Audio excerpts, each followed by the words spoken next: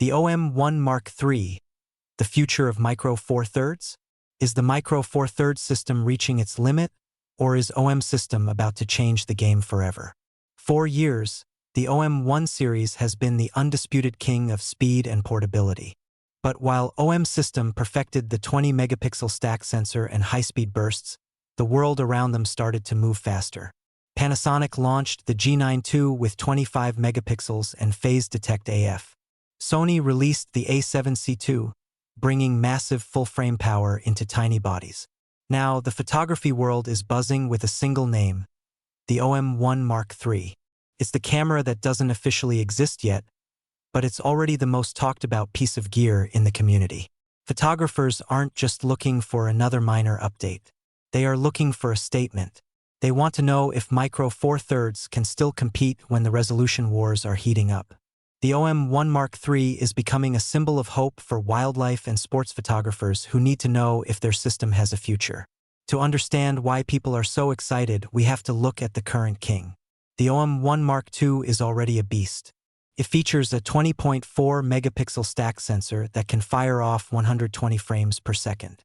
It has a stunning 5.76 million dot viewfinder and an industry-leading 8.5 stops of in-body image stabilization. These specs are incredible for birding and macro photography, but the pressure is mounting. When you look at the Panasonic G9 II, you see a higher 25 megapixel resolution. You see professional-grade 5.7K video. When you look at Sony, you see incredible dynamic range and low-light performance that small sensors usually can't touch. This is exactly where the conversation for the Mark III begins.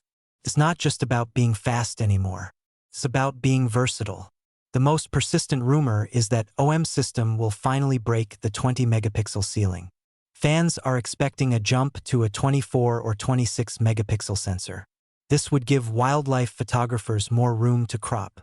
It gives more detail in every feather and leaf. But a new sensor isn't enough on its own. To handle that extra data, the OM1 Mark III would need a revolutionary new processor.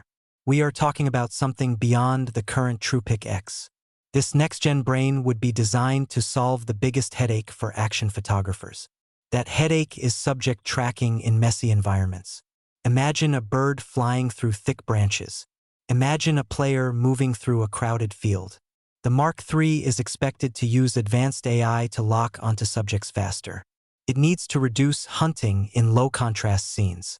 If they can pull this off, it would solidify their lead in the specialized niches of nature and sports. This is what the community calls computational photography. It is the secret sauce of the OM system. It allows a small sensor to do things that large sensors struggle with. Then there is the video side of things. For a long time, OM system was seen as a stills-first company. But the Mark III needs to be a true hybrid.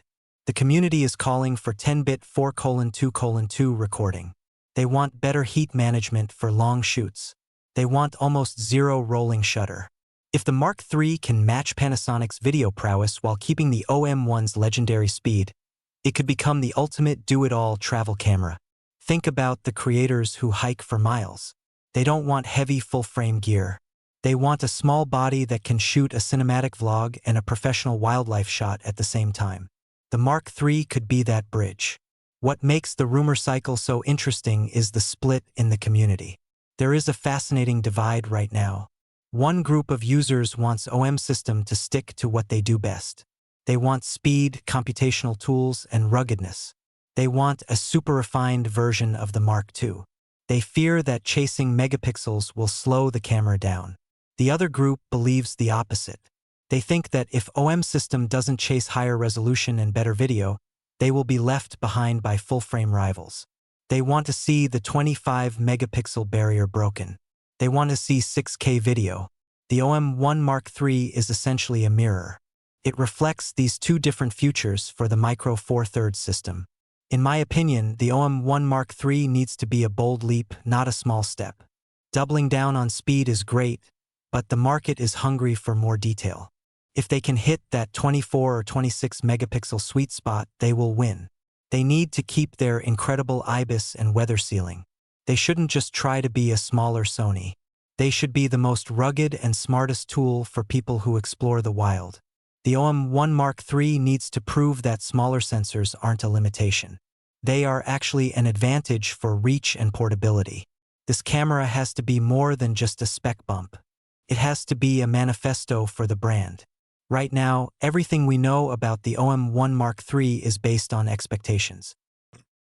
Is built on patterns and community hopes. There is no official confirmation yet, but the intensity of these discussions says everything. It shows how much people care about this brand. People want OM system to succeed. They want a reason to stay with the Micro Four Thirds mount. The direction OM system takes will define the next decade of their journey. Will they lead with innovation, or will they follow the pack? Do you think they should keep focusing on pure speed? Or is it finally time to chase higher megapixels to compete with the big boys? Is 20 megapixels enough for you in 2026? Drop your thoughts in the comments below. I want to know if you are planning to upgrade or if you are switching systems. This is a huge moment for the industry, and your opinion matters. If you like this video and want to stay updated on the OM1 Mark III, make sure to subscribe. Share the video with your fellow photographers so we can get the debate going. Hit the bell icon so you never miss an update on the latest gear news and rumors. Thanks for watching, and I will see you in the next one.